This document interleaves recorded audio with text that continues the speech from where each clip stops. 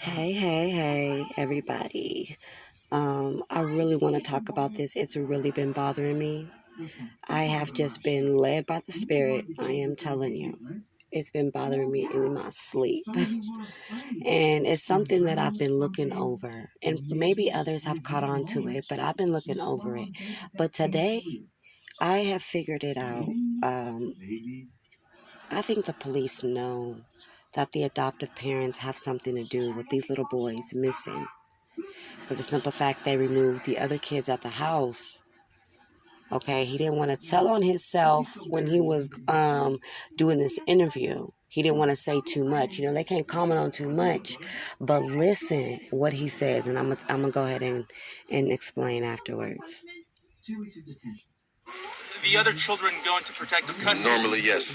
Well, I'm going to go ahead and rewind a little bit. Sorry. Chief, could you clarify, though, why these kids were put in protective custody from the parents here? Anytime anything happens in a household where it involves any kids, all the kids are taken out of the household. Okay, I'm going to stop right there. You heard what he just said, right? Anything that happens to any of the kids, all the kids go, okay?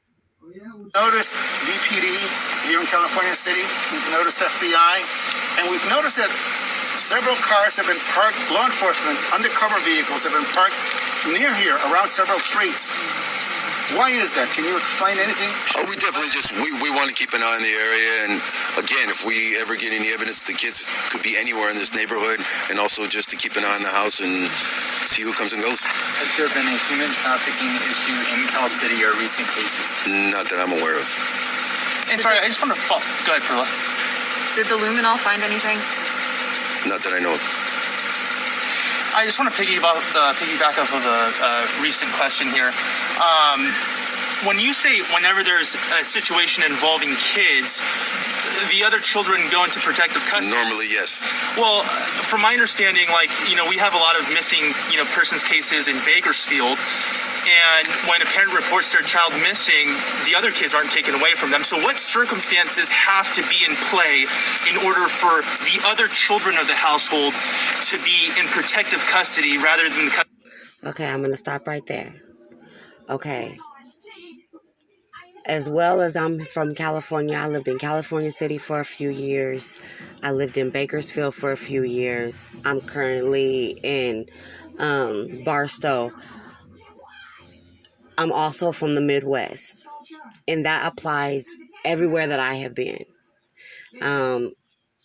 When a child goes missing, and I have been friends, still are friends with other people whose children have went missing. They have been found, but we've been in similar situations like that. And they do not remove all the kids, even as far as back in the Midwest. Okay, I'm just going to say that. City of their parents. Well, generally to take, if there's any kind of a juvenile situation where there's been any kind of neglect or any kind of harm to any of the children, we automatically have to take all the other kids out of the house. Okay. We are all just finding out about these little boys within the past few weeks, as is the police. December 21st is when they knew about these little boys. They never met these little boys. They never seen these little boys. I just want to know what made them think that these little boys were neglected or had some type of harm done to them.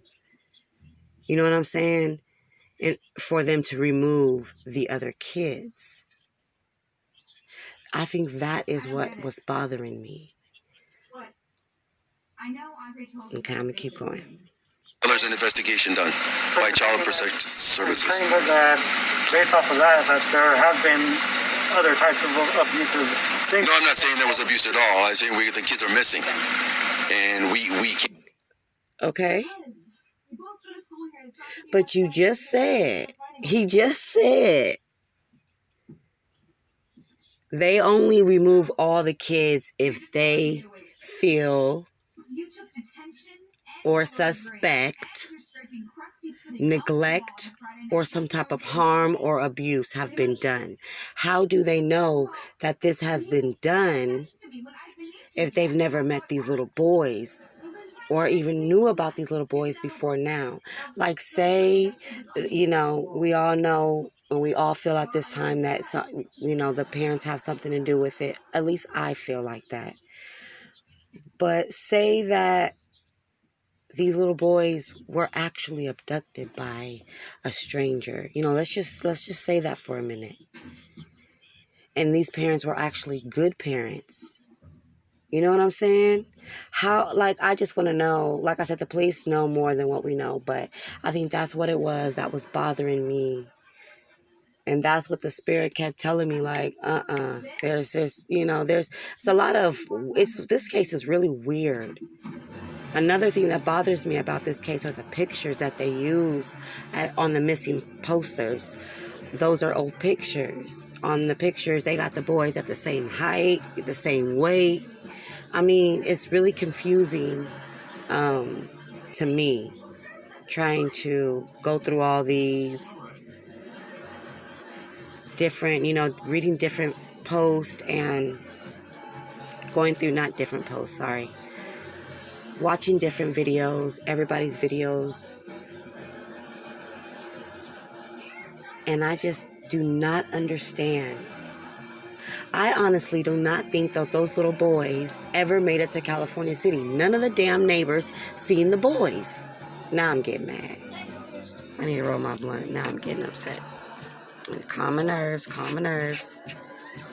I just feel that those little boys never made it to California City. And on the camera, I'm going to save that for another video. But I don't think that those little boys were ever in California City. Sure. They were never seen on any of the tapes. I just don't think they were ever in California City. I really do hope that we find some answers soon about these boys. Because a lot of things are starting to seem very fishy and almost as if this happened a long time ago. Like, I'm getting the feeling that these boys have been missing for so long, based off of the missing persons flyer, whatever it's called. I'm sorry, I've just been a little bit upset. And